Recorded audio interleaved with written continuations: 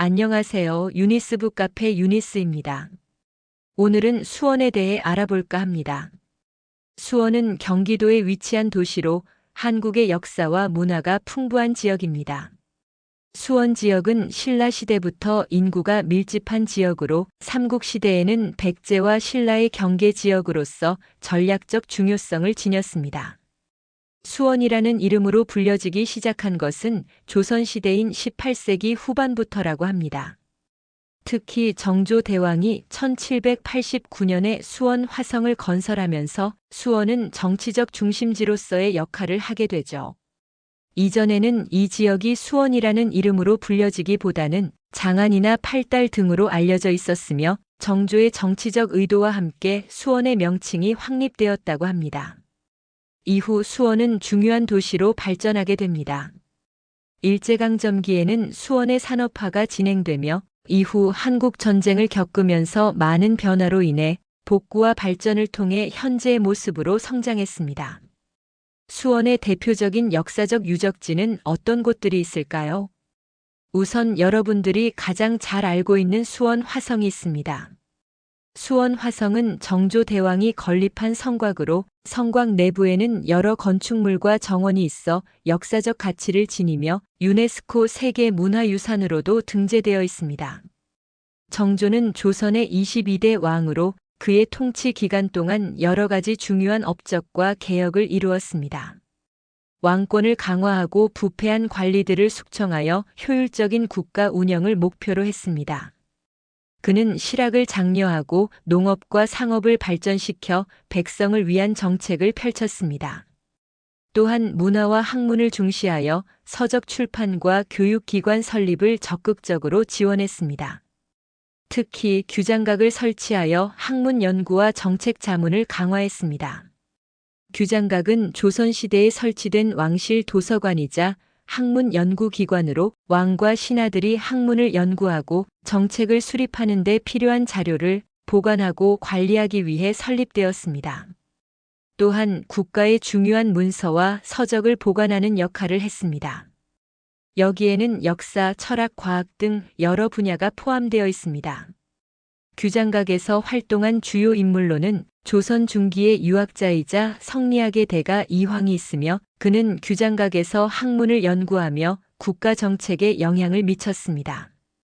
다음으로는 이황과 함께 조선 성리학의 두 기둥으로 평가받는 인물 이이입니다.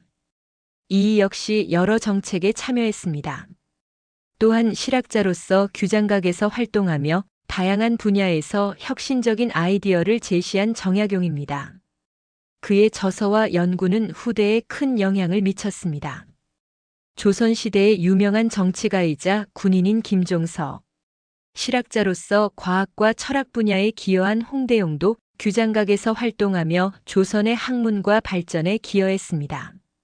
규장각은 단순한 도서관 이상의 역할을 하였으며 왕의 자문기관으로서 정책 결정에도 중요한 영향을 미쳤습니다. 오늘날 규장각은 한국의 문화유산으로 평가받고 있으며 조선시대의 지식과 사상을 연구하는 중요한 자료로 학문과 문화의 중심지로서 정조의 통치 철학을 반영하는 장소였습니다. 정조는 수원을 새로운 정치적 중심지로 삼고자 했습니다. 아버지인 사도세자의 묘소인 융릉이 수원에 있었기 때문에 이 지역의 중요성이 컸습니다. 수원 화성은 군사적 방어를 위한 목적으로도 건설되었습니다. 성곽을 통해 외적의 침입에 대비하고 안정적인 방어 체계를 구축하고자 했습니다. 정조는 유교적 이상을 구현하고 문화와 학문을 발전시키기 위해 화성을 건설하였습니다. 이를 통해 백성들에게 안정된 생활 환경을 제공하고 조선의 문화를 계승하고 발전시키고자 했습니다. 수원 화성 내에 위치한 화성행궁은 정조의 여름 별궁으로 당시의 건축 양식과 정원을 감상할 수 있는 곳입니다. 수원 화성의 남쪽에 위치한 성문인 팔달문 역시 전통적인 건축 양식이 잘 보존된 곳 중 하나입니다. 전통적인 한국의 시장 문화를 체험할 수 있는 수원 전통시장은 다양한 먹거리와 수공예품을 구매할 수 있고 광교산 역시 역사적 장소이자 자연 경관을 즐길 수 있는 곳으로 고려시대부터 전해지는 다양한 전설이 있습니다. 고려시대 한 스님이 광교산에 올라 기도를 하던 중 하늘에서 구름이 내려와 그를 감싸 안았습니다. 이 스님은 그 구름 속에서 신령한 존재를 만나게 되었고 그 존재는 스님에게 산의 신비한 힘과 이곳의 보호를 부탁했습니다. 이후 이 산은 신성한 장소로 여겨지며 많은 사람들이 이곳에서 기도를 하거나 수행을 하게 되었습니다. 이 전설은 광교산이 단순한 산을 넘어 신성한 에너지를 지닌 장소로 인식되게 하였고 지금도 많은 사람들이 이 산을 찾아 기도하고 자연을 즐깁니다. 광교산은 역사와 전통이 깊은 곳으로 이러한 전설이 지역 주민들에게 소중한 문화유산으로 전해지고 있습니다. 수원 화성은 사도 세자였던 아버지의 명예를 회복하고 그를 기리기 위한 의미도 포함되어 있습니다. 사도 세자는 비극적인 죽음을 맞이했기 때문에 정조는 아버지의 명예를 회복하고 사도 세자를 기리기 위한 의도가 컸습니다. 정조는 사도 세자의 유업을 이어받아 정치적으로 안정된 조선을 만들고자 했습니다. 아버지의 고난을 통해 얻은 교훈을 바탕으로 효와 도리를 중시하는 통치를 지향했습니다. 정조는 자신의 출생과 성장 과정에서 아버지의 비극적인 상황이 큰 영향을 미쳤습니다. 이로 인해 그는 아버지의 고통을 이해하고 그를 잊지 않으려는 노력을 기울였습니다. 또한 사도 세자가 추구했던 유교적 이상과 문화를 계승하고 발전시키기 위해 여러 정책을 시행했습니다. 이를 통해 아버지의 정신을 이어가려 했습니다. 정조의 이러한 마음은 그의 통치 철학과 정책에 깊이 반영되어 있으며 수원 화성과 같은 유산을 통해 지속적으로 기억되고 있습니다.